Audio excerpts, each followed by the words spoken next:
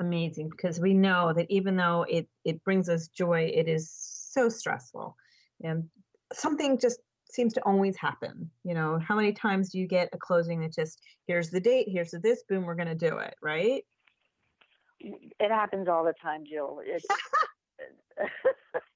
it's just really, it happens all the time.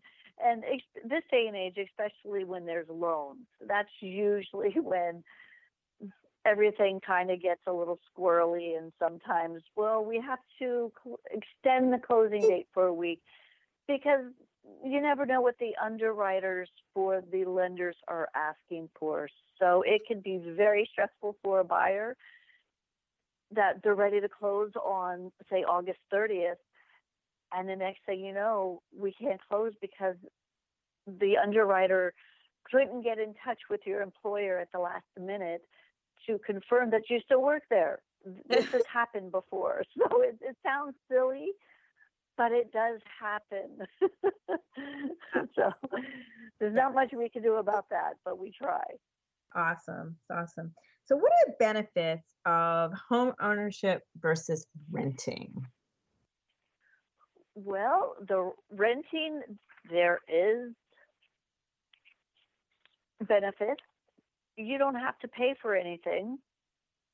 If the appliances break, the landlord pays for it. You don't have to pay the taxes. There's just tons of things that's good for renting, especially if you don't have the money to take care of the house, the upkeep, because that can be quite expensive. But the bad parts I find to be more vast. In other words, you're paying the landlord's mortgage. That's no fun because you're not making any money out of this. You're just kind of throwing your money away. You're not earning equity because if you owned your home and you paid a mortgage, all that extra money that you're paying toward principal is just like a savings account. And it just grows and grows and grows, especially as time goes by, because then the price of the house appraises for more and you have more equity. So that's always a good reason.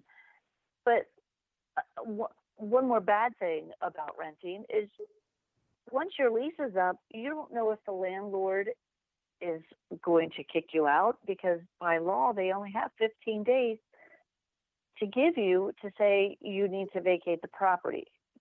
That's going to be really bad if you get stuck in that situation. And just because you're paying rent, no one's telling you that the landlord's actually paying their mortgage. So what if they're not paying their mortgage and they go into default? Now the property that you're renting is going into foreclosure. You have to move out immediately because the bank's going to take it over. There's a lot of unknowns. And in this day and age, with the foreclosures as high as they are, that can be really scary. Yes, definitely. I mean, I know it was probably more before, but it's still out there. People don't realize that, it's still happening. Right. But if you had to buy your own home, your monthly payments aren't going to go up yearly. They're going to stay the same, of course, unless you get an adjustable rate with the lender. But, you're paying your taxes, you're paying your insurance, and you're paying your mortgage. You're paying it all at once. So you don't have to pay separate things. And you're still going to have to pay your utilities, but you have to do that when you're renting. So it's good. So homeownership, you're building up your equity, and there's wonderful tax benefits. You get to use your real estate taxes as a tax deduction, and you get to pay all the interest that you've paid throughout the year. You also get to use that as a tax deduction. So your overall tax income has been reduced by not only the amount of money that you put in to pay in your taxes, but by your real estate taxes and the interest in which you pay on your mortgage. So, and then if you have equity built up in your home and you have an unfortunate loss or need, you can get a home equity loan on your home against the equity that you have in the property. So that's always a good thing. And if you make improvements over time, you usually update new appliances, new roof, or new tile. This is also going to increase the value of your home. So as long as you're keeping your home that you're purchasing in good shape, the price is always going to go up. You're always increasing the value. So homeownership has great value versus renting. Yeah. And as you said, there's different ways. People might not think they can afford it, but I know that there's a lot of creative ways to go out there. And I'm not saying creative in underhanded. I'm saying creative in, I know people can do lease to own. There's just a lot of different ways that you can go about this if you don't have that ready cash to put down for a down payment. That is correct. I know that the lenders have programs that Fannie Mae offers, and that is for first-time home buyers. They actually will help you with a down payment assistance, and I do believe that is up to 20%. I'd have to confirm that, but I'm pretty sure. But it's significant. So, and you don't have to pay that money back. That money for the first-time home buyers and their assistance, you get that money up front to help you get into the home, but you don't pay that back until you sell your home or until you've paid your loan off. Then you will eventually have to pay that back, but you don't pay that back until the very end.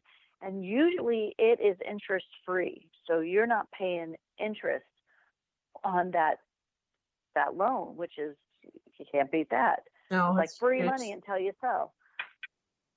No, that's awesome. I did not know that. Of course, I'm not a first-time home buyer, but that's really kind of cool. So what things also should we be looking for that we've got to do once I found this home, I love this home, we agree on price, what do I do then? Well, that is when you go ahead and get a contract all drawn up, nice and pretty, signed by both the buyers and the sellers.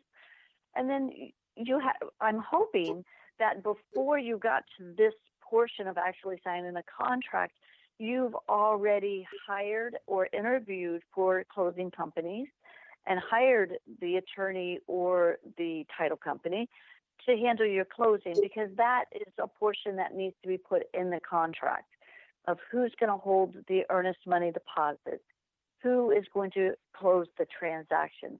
That is part of preparing the contract. So again, a first-time home buyer needs to really, really do a lot of upfront work on interviewing mortgage companies, interviewing your title companies.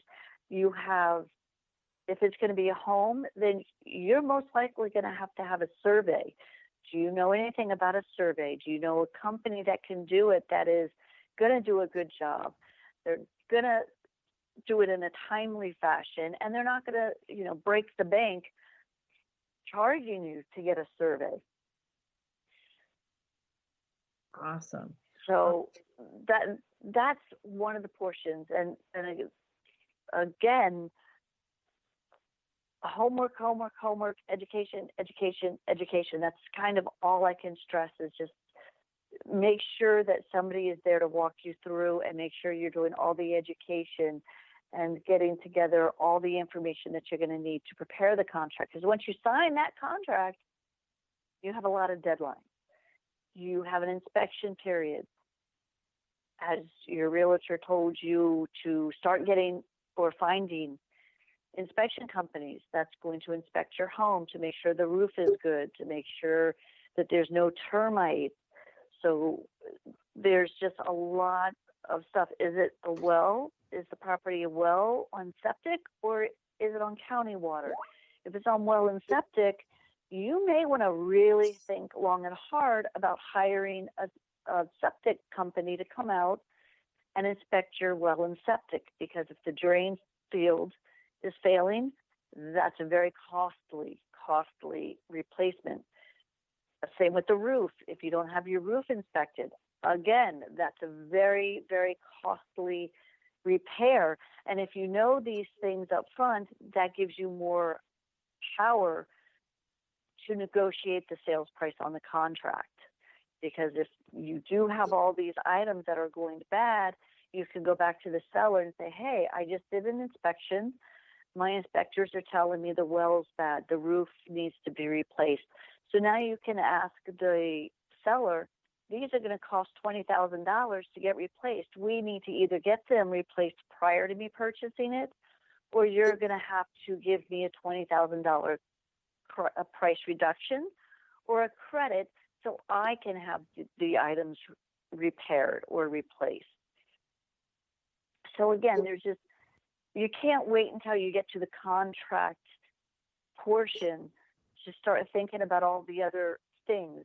This is why I suggest before you hiring a realtor, you really do homework and sit down with someone that knows the whole process from buying or even thinking about buying, going over your credit report. When you're out there looking for houses, do you have a sheet of paper that you can check things off? I went to this house. It was on well and septic. It had a pool. There was a leak in the pool. There was a lot of old carpet that needed to be replaced. So if you have a checklist for every single house that you have gone to and looked at, when it comes down to comparing the price for what you're getting for your price, you really, really need to make notes, and you cannot rely on anybody else to make those notes except the person buying. Because what is important to you and what is important to the person that is helping you could be two different things. I could be interested in the school district because I have kids versus the realtor or someone else because they don't have kids. So you really, really have to do the research and the checklist and make sure you fully educate yourself before you start signing a contract. And before you sign it, I would certainly suggest you have someone that is well-versed in contracts, an attorney, a realtor that is really looking out for your best interest, a best friend, your parents, because hopefully, and I'm sure that they have bought 1, 2, 3 houses, so they know the process. So don't just rely on one person. Get a lot of input, a lot of feedback. Totally educate yourself. Oh, you can see how having professionals is the most important piece here. So Kathy, how do people get a hold of you guys? I can be reached at our office phone number, which is 941-952-0600. And I myself am always available. You can reach me 24/7 on my cell phone. That is also on our webpage. And my cell phone number is 941-650-1611. Awesome. Kathy, thank you so much. This was amazing. I know we could keep going and talking more and educating people more, but I know even though I've owned homes before, I've learned today. Thank you so much. Have an amazing day, everybody. You're listening to Society Bites Radio. Make it a great one. Yo, yeah, I know what time it is.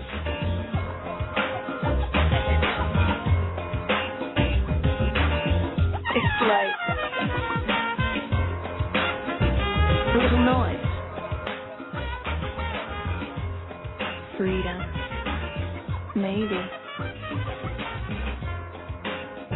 Believe my vision.